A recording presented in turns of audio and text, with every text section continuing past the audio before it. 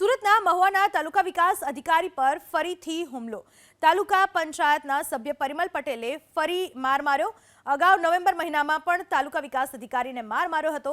ગઈકાલે બપોરના સમયે તાલુકા વિકાસ અધિકારી પીસી મહાલા પોતાની ઓફિસમાં હતા। આ સમયે પરિમલ પટેલ ત્યાં ધસી આવ્યો અને તાલુકા વિકાસ અધિકારીનો શર્ટ ફાડી રાખી માર માર્યો। તાલુકા વિકાસ અધિકારીએ પોલીસ ફરિયાદ નોંધાવતા તાલુકા પંચાયતના સભ્ય પરિમલ પટેલની પોલીસે શોધખોળ શરૂ કરી છે। જો કે તાલુકા વિકાસ અધિકારીની ઓફિસમાં સીસીટીવી બંધ હાલતમાં હતા।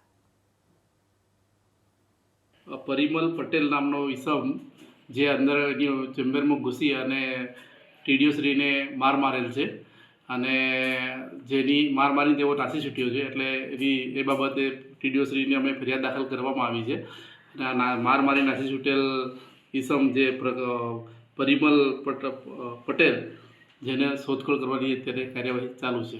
અગાઉ પણ એને આ રીતે જ ટીડીઓશ્રીને ચેમ્બરમાં ઘૂસી અને એને માર માર્યો હતો અને આ વખતે પણ એને આ રીતની કામગીરી